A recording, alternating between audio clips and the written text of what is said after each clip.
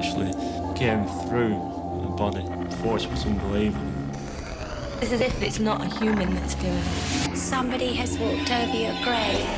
Oh God, I can feel it, but I can't look. I'm too scared to look. It's the ghost. It's the girl. Don't you see that?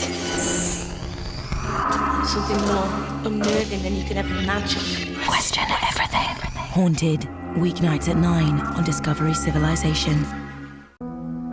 Lighthouses are beacons of safety.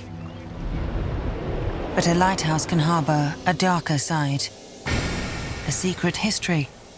A touch of mystery. A glimpse into the unknown.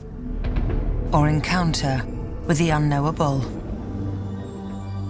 The United States has hundreds of lighthouses along its coastlines, and at least a few of them offer more than a guiding beacon to mariners lost at sea. Things are not always what they seem, but strange things have been happening in America's lighthouses. A mother searches for her drowned child. A long-dead keeper cannot abandon his watch. And a ghost of a lighthouse cat still stalks the stairs.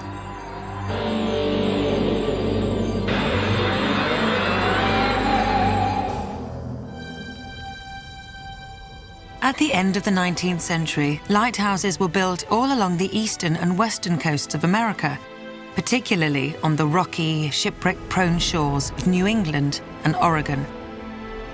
At the boundary of land and sea, the lighthouse is often at the boundary of the tangible and the intangible. It is no surprise that there are many mysterious tales associated with the lighthouses. At the end of the 19th century, on a remote part of the Oregon coast, Aquina Bay Lighthouse was the scene of a mystery. Built in 1871, the lighthouse was only in operation for less than 3 years. It was replaced by a taller beacon, a mile to the north at Yaquina Head. The little beacon on the bay was abandoned and neglected for many years. During that time, a tragedy occurred, and now the Aquina Bay Lighthouse is said to be possessed by a spirit. The stories have been handed down through the generations by sailors, visitors, and lighthouse keepers. Whether it's true or not, we don't know, but we have a lot of versions that indicate that something happened here after the lighthouse was abandoned. Someone disappeared, and it's quite a mystery. The story first appeared in a magazine article in 1899 entitled The Haunted Light. And the story is dark and disturbing. In the late 1800s, 16-year-old Muriel Trevenard disappeared without a trace in broad daylight at the Aquina Bay Lighthouse. Muriel had come with her father, a sea captain, to stay with friends that summer in the tiny seashore town of Aquina Bay. One morning, Muriel and her companions ventured out for a picnic on the cliffs surrounding the lighthouse. Passing the beacon, Muriel was drawn to it as though a voice inside was calling her name. But there was no voice. The lighthouse was abandoned. What happened next is completely unknown. Records from that time give us no clue as to Muriel's fate. One thing seems certain. Muriel Trevenard disappeared forever that day. Or did she?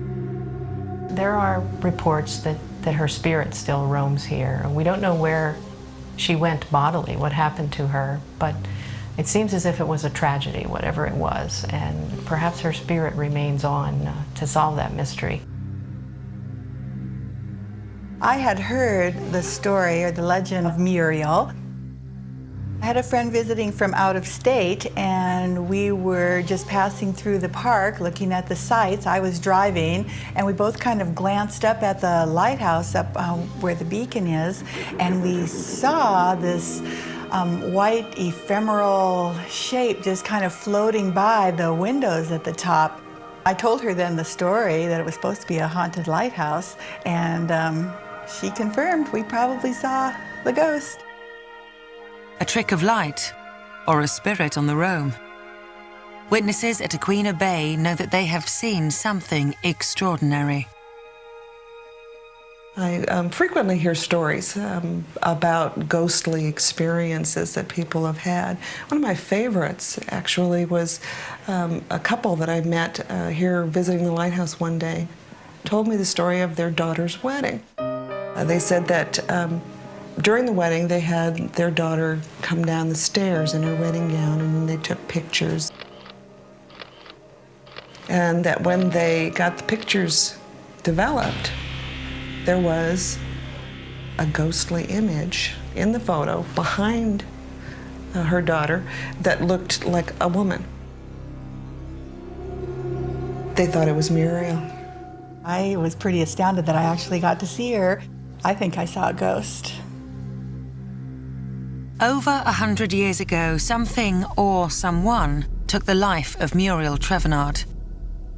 Her body was never recovered, and it seems today her spirit is still restless. But Muriel is not the only ghost to haunt a lighthouse in these parts. Just to the north of the Aquina Bay beacon is the lighthouse that replaced it. Aquina Head Lighthouse is Oregon's tallest, throwing its light almost 30 kilometers out to sea. Since it was first lit in 1873, rumors have persisted that the lighthouse on Aquina Head is also haunted. A keeper in the 1930s wrote, "Someone unseen would come in and go up the spiral stairs on certain dark nights." The keeper believed he lived with a ghost in his tower for 22 years, sometimes following close behind the phantom as it wound its way up to the lantern room. He heard it on the stairs almost every night, but never caught a glimpse of it. Since the beacon is now automated, a keeper no longer maintains the light, but staff and visitors have reported hearing unexplained sounds in the tower. Most recently, a lighthouse volunteer. I came in this morning by myself. Usually there are two of us. I heard voices, like maybe a man and a woman talking very, very softly. I was just curious, where is that sound coming from? I still don't know. Nothing was there, nothing. Nobody but me. And the voices. While some officials try to dispel the ghostly rumors, the townspeople insist they are true. They believe the spirit of an old keeper still rattles around somewhere inside the Aquina Head Tower. I am not going to put myself in the position of saying it is haunted, but it could be. Two lighthouses on the same bay, both beautiful, and both haunted by their pasts. Is it merely a coincidence, or are ghosts, like mariners, drawn to the powerful beacons of a lighthouse?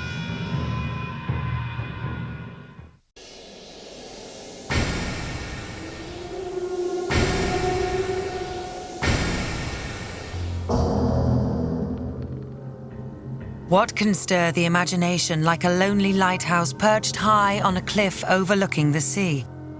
The perfect spot for a good old-fashioned ghost story.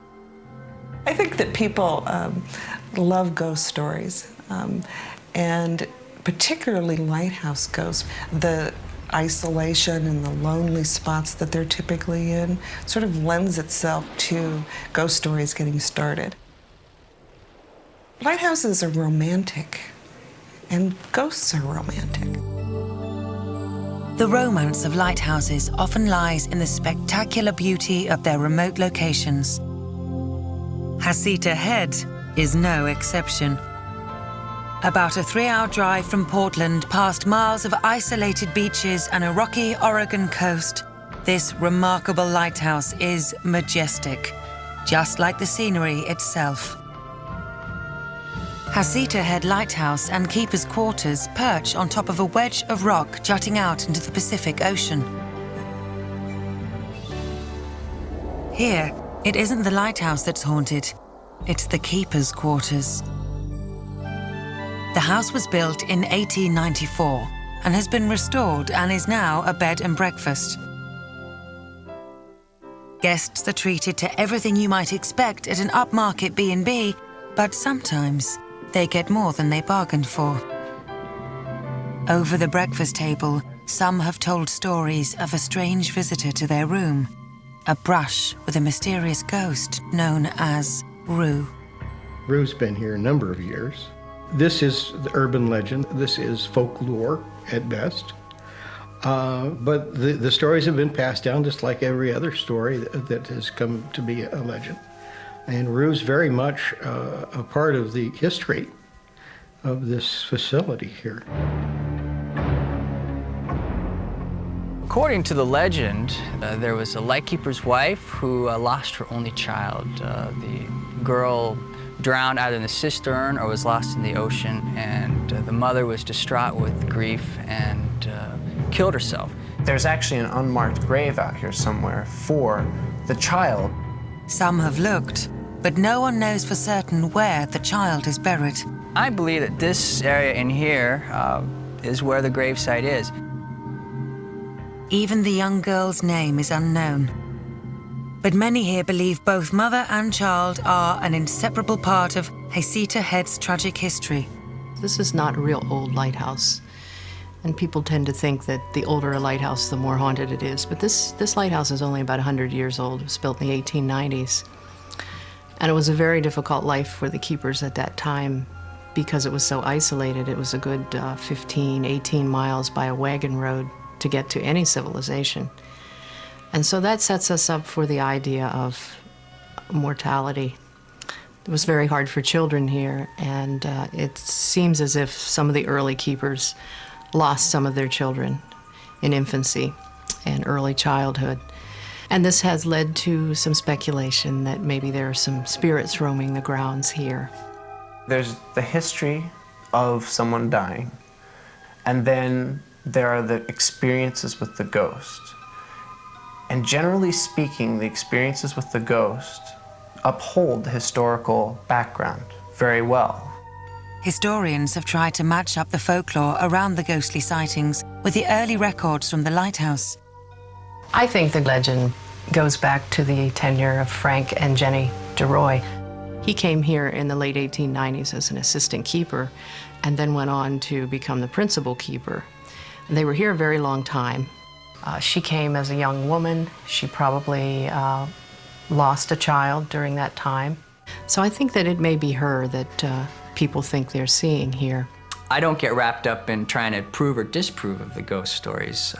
And I personally, when something happens, I'm trying to figure out ways that perhaps I can explain these odd circumstances. And I've come to realize that there's things that happen here that I just simply can't explain, and that mystery is okay with me.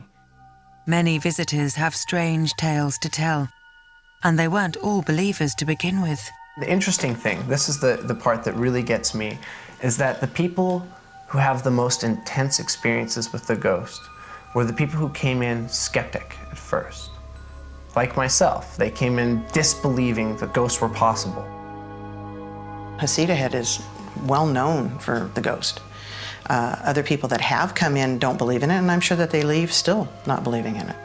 I don't think she shows up for everybody.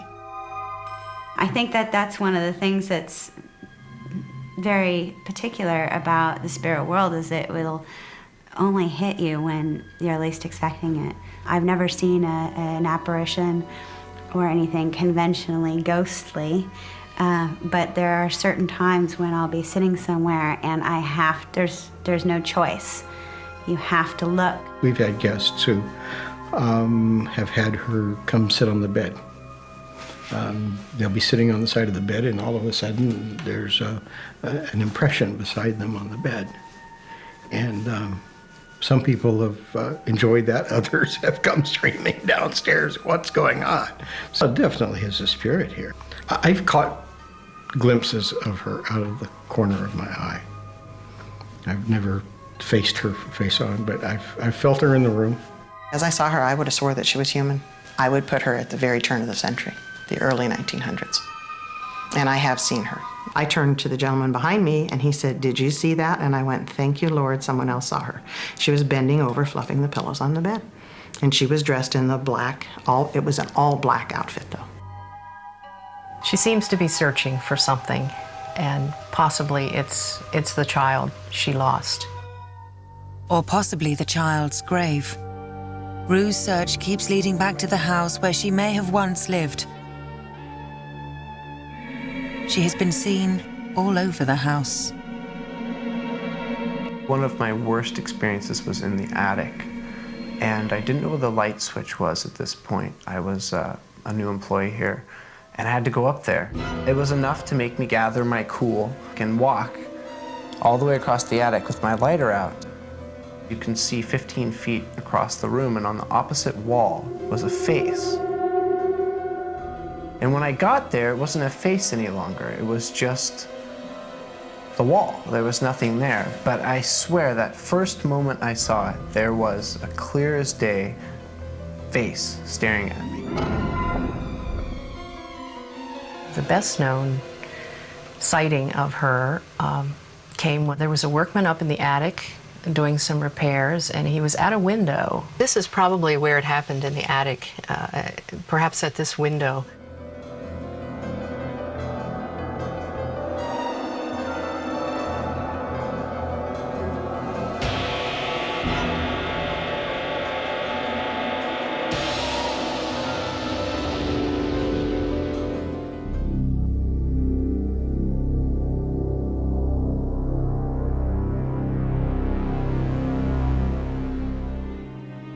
In contrast to the disturbing encounters in the attic, most residents, past and present, enjoy memories of Rue as a friendly spirit, a welcome companion in the house. I know that she is here. Her presence is definitely here. It really didn't ever bother me. It almost made me, I don't know, it was almost a comforting feeling at times. I'd be sitting in a room, I could feel just a slight breeze, and sort of a chill would go down my back, and I knew that she was there. No, it doesn't bother me at all. I feel very comfortable with it. Whatever the spirit is, it really appreciates the fact that there's things going on here. It could definitely be a very spooky and decrepit old place if it was allowed to be. I haven't seen Rue in broad daylight floating towards me, which seems to be the proof that everybody wants. But I have seen a lot of things out of the corner of my eyes, and I've experienced strange things here in the house as well. It's for the best that I haven't seen her, because I have to live here.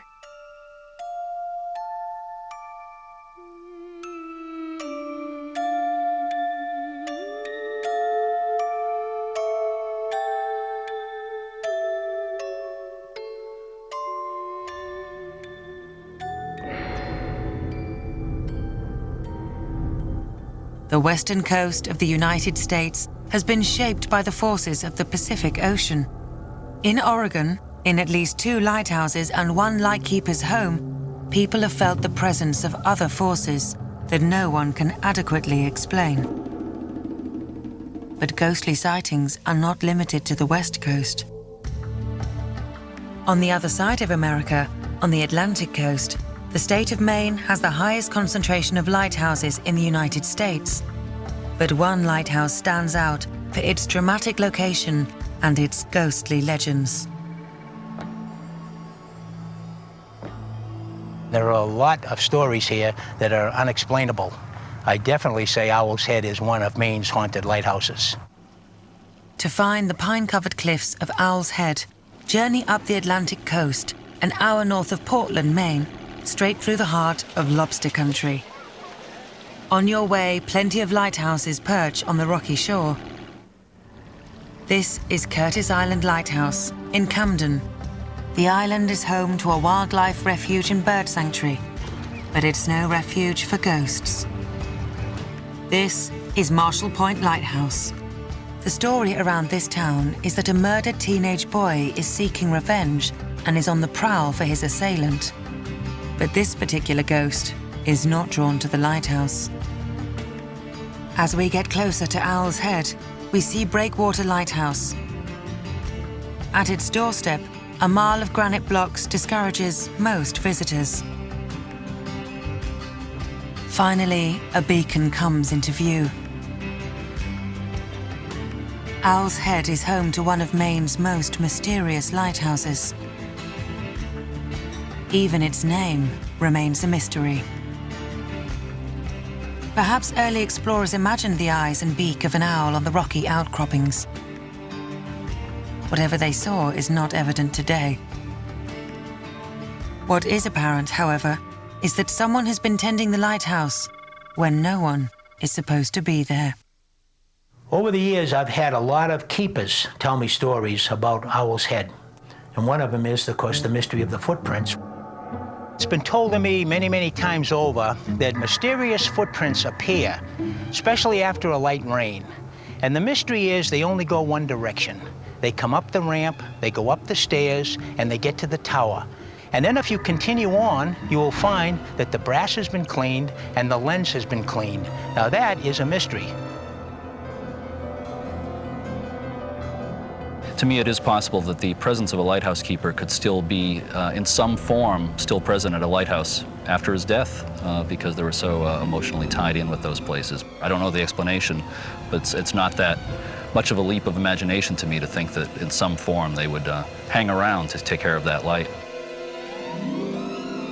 These keepers that lived in this period of history, they were just workers. They didn't want anything to ever go wrong with the lighthouse.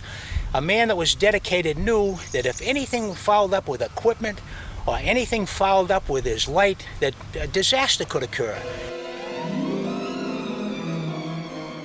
Sometimes when they die, their spirit stays behind. And I think there's a keeper at Owl's Head. I would have an open mind on that subject. I am cautiously open-minded on the idea of a keeper's spirit still existing at a lighthouse like this. If the spirit of a dead lighthouse keeper shows up at Owl's Head on occasion, no one seems surprised. But a family who once lived in the keeper's quarters was more than a little startled at finding a ghost in their child's bedroom. I'm very fascinated by the story of Debbie Graham and her husband, Gerard, who were here in the 80s, and they had a small daughter who experienced some unusual things. We really never felt anything until we started paying attention to my younger child. She'd wake up in the middle of the night, and she would meet her dad at the top of the stairs, and she'd tell her daddy to turn on the foghorn. How would a 2-year-old know to come and tell her daddy to turn on the foghorn? The Grahams believed that their daughter was being visited by the spirit world. It really didn't take that long for us to figure out, like, what the heck's going on here, you know? I mean, we've got something in here that's telling her what to do. She always felt the presence of him, and that was in the room that was haunted. Who is this? And that's what I always wanted to know. Who could this be? Why else would a ghost be in that lighthouse if he wasn't a keeper? Maybe this is not surprising. It is often children who are most open to the paranormal. She was connected. She was there. She was there with the spirit. It was Claire and the ghost. There's been many, many strange things that go on in the house, so I would say that if a little girl has lived in that house, she senses the keeper. It could be his footprints that go up the ramp and up to the tower. He may be the one who's cleaning the brass and who's also cleaning the lens. I do not know what the explanation is for these events at Owl's Head Light, but there seems to be a consistency with several of the people who have lived there in the house have experienced very similar events. If I'm in my room listening to the ocean and I'll just be doing my thing, I always feel like there's somebody there. Sometimes you have a feeling like there's a presence watching over you, and I hate to use the word haunted. I wouldn't say haunted because it's a scary word, but I would say that there are spirits there, or there's things happening there that are more than just coincidence. Something is going on. Maybe someday we'll understand it all. A small girl communicating with a keeper's ghost. Brass fixtures and a lens that clean themselves. Footsteps left in the night. The chilling North Atlantic coast has seen its share of the unexplained, and her lighthouses keep the legends alive.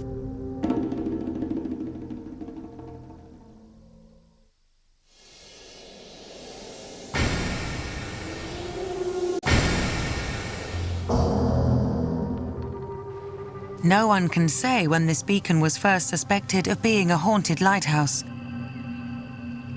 A little further to the north of Owl's Head, Prospect Harbor is remote, even by Maine standards.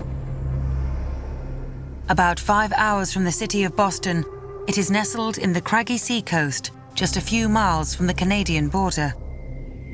First lit in 1891, Prospect Harbor Lighthouse was established to help a large fleet of fishing boats navigate through the harbor. Today, the keeper's quarters are used as a recreational facility for United States Navy personnel. They call it Gull Cottage. And for anyone who wants to be alone, this is the place. People come a long way for the privacy. Unexpected guests almost never drop by, but sometimes strange visitors make an appearance.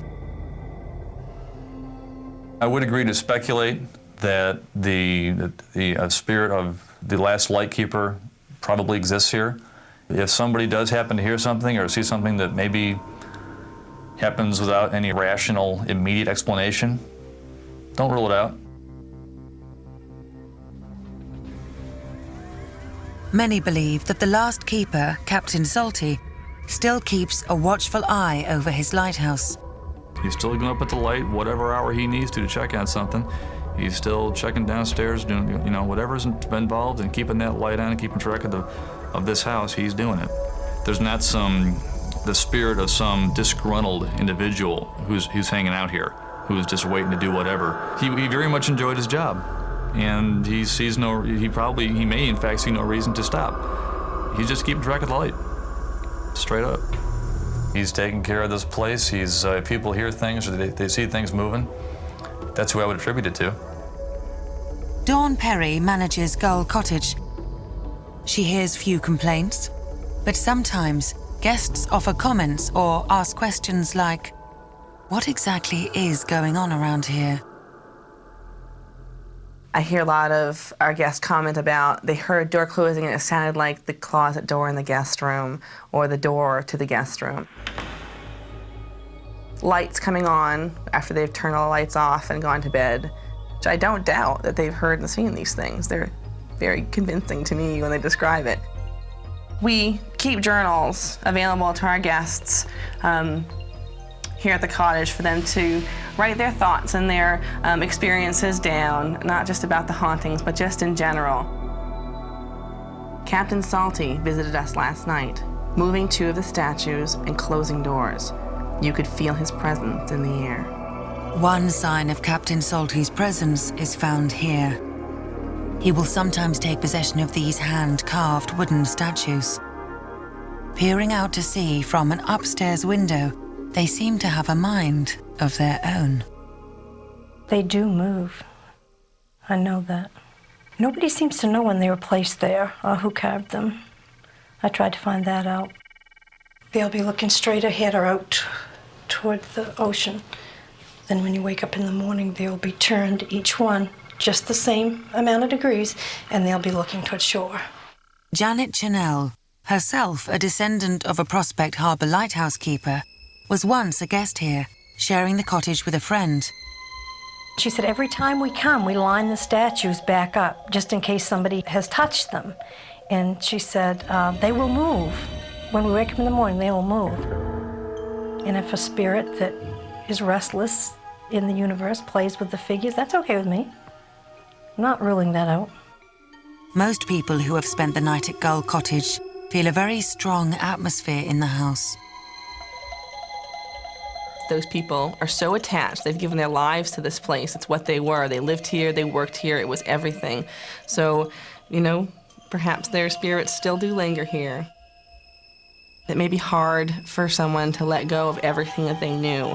And for these people, there weren't summer homes and vacations. This was it. They lived and worked and died at the lighthouse. I would like to believe that there are ghosts, that they exist. Sure. It's a very romantic and nostalgic idea to think that it's not over when it's over, that you can come back and see things and see people. Guests here may always wonder who shares their cottage, who rattles around the bedrooms, and who moves the wooden carvings.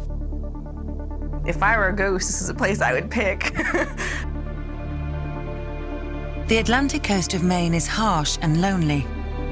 It has few inhabitants. Just the kind of place you might expect to find a ghost.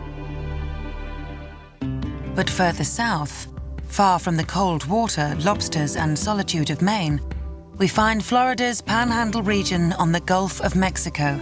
Pensacola is a busy beach town. It's also the home of the US Navy's precision flight squadron, the Blue Angels, and one of the world's largest aviation museums. Pensacola has a tall, picture-perfect lighthouse. It appears normal in every respect. But in fact, it may be one of America's most haunted lighthouses.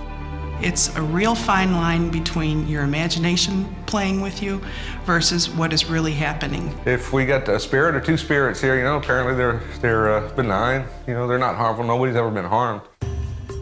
Pensacola Lighthouse has stood on duty for nearly 150 years, shining its beam 40 kilometers out to sea.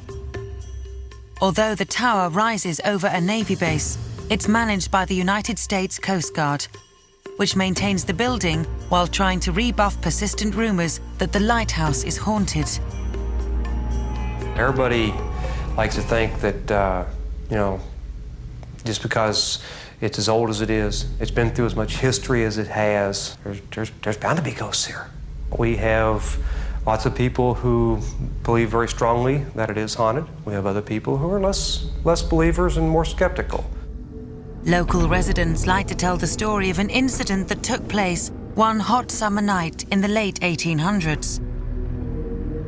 A tragedy that might be long forgotten, but for a grim reminder left behind. All I can do is tell you what my impressions were, and I do know that there was life and death in that room. Apparently it was an argument that occurred between a lighthouse keeper and his wife. She just took a knife to him, and from what I understand, it was a murder.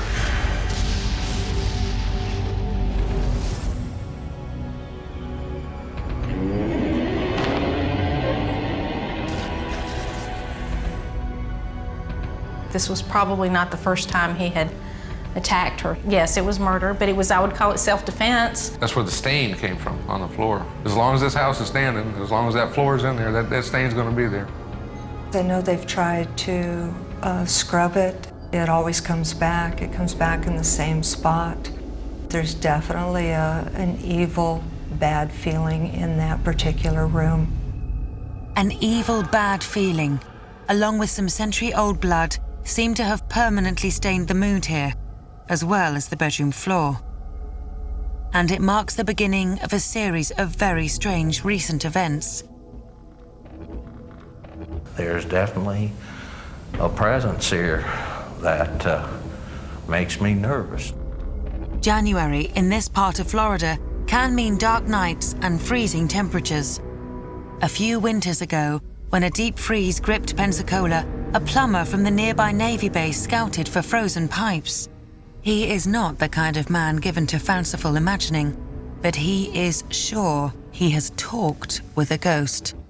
I made about 4 circles around the lighthouse here, and every time I'd stop to look for the leak, I could feel and hear somebody walking behind me.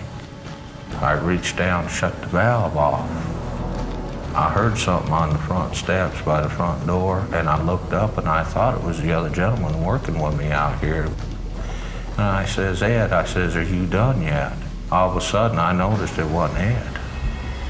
When I asked him, was he done yet? His response was, I'll never be done. Folks out there can believe what you want to, but I've seen the real deal.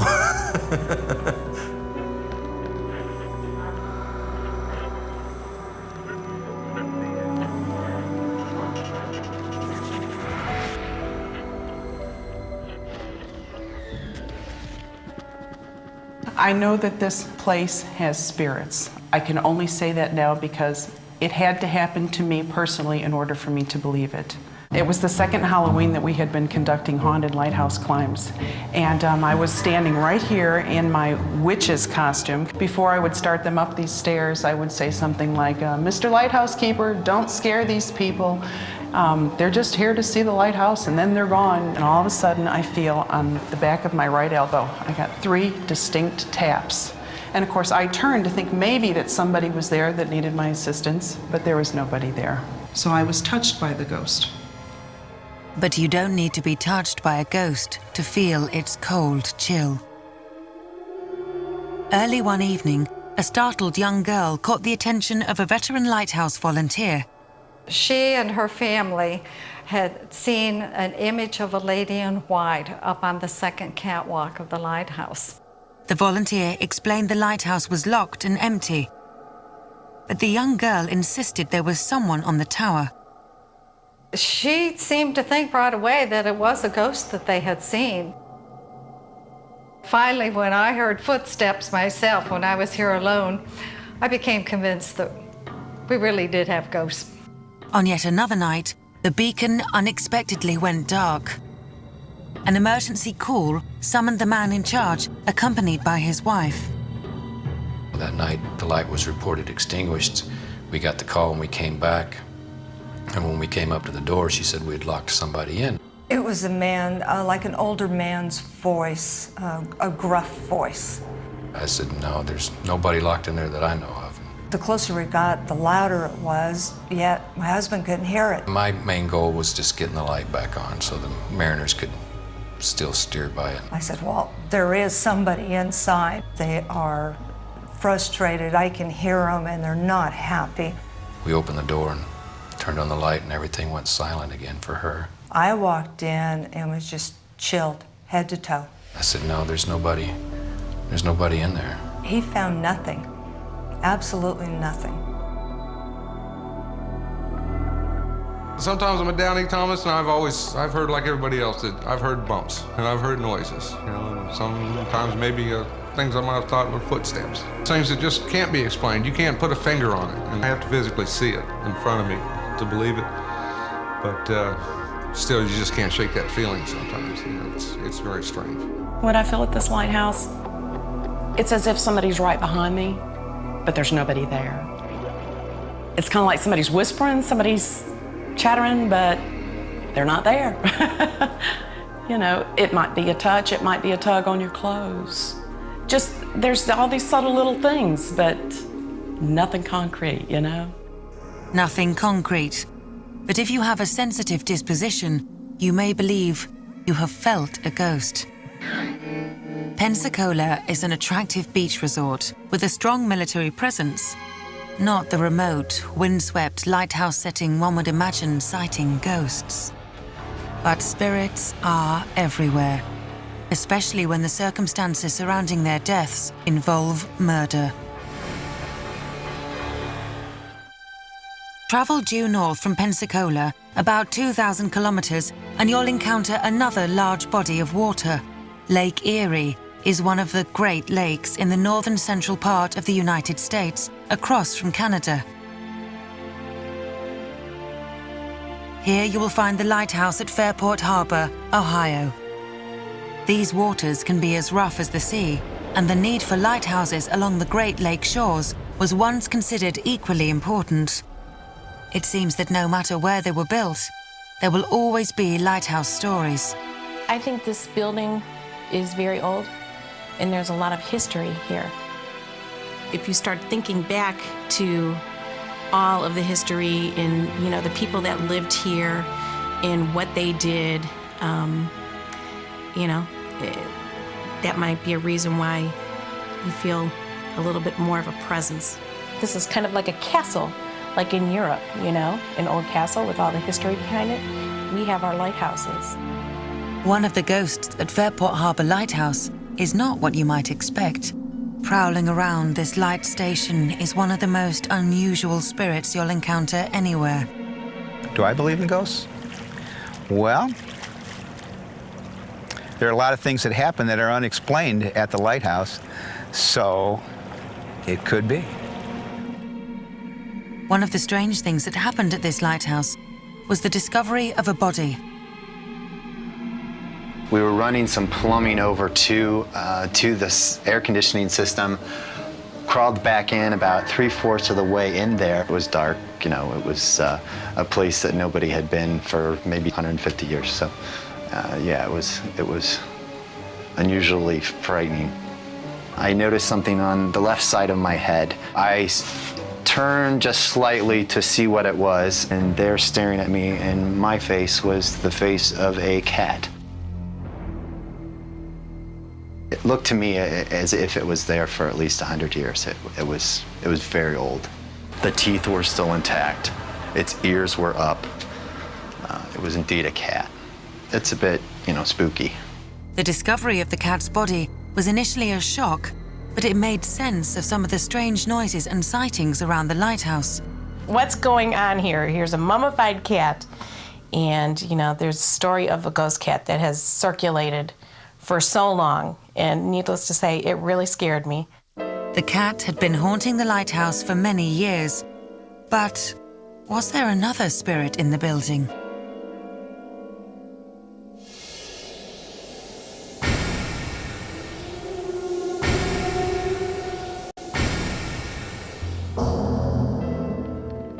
Ghosts come in a variety of shapes, sizes, and even species.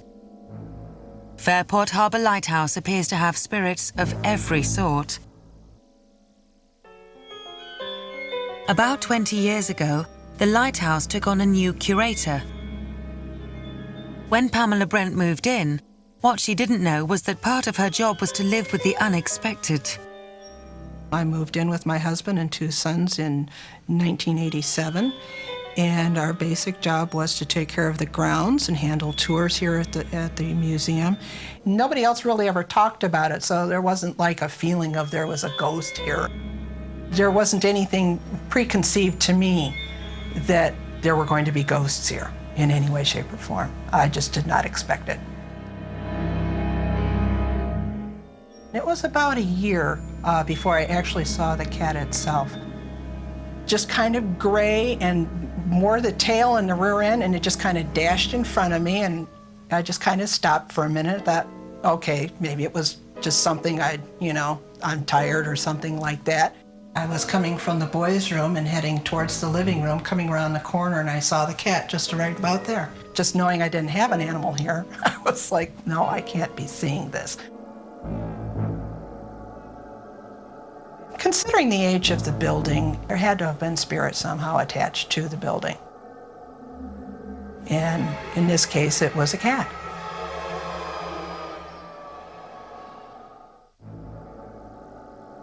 In its 200-year history, the longest-serving lighthouse keeper at Fairport Harbor Lighthouse was Captain Joseph Babcock. His tenure was plagued by hardship. Just months after he was appointed, Babcock's 5-year-old son, Robbie, died in the lighthouse. Then his wife fell ill.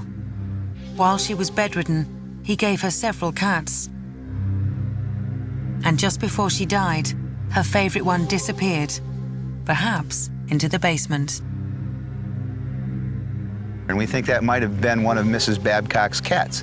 And we don't know if that was one of the ghosts that has haunted our dwelling for the past, must be 50 years at least. When they did find the mummified cat, it was really quite a surprise, but it was kind of nice for me to realize that I wasn't making this up in my mind, that something had really been there.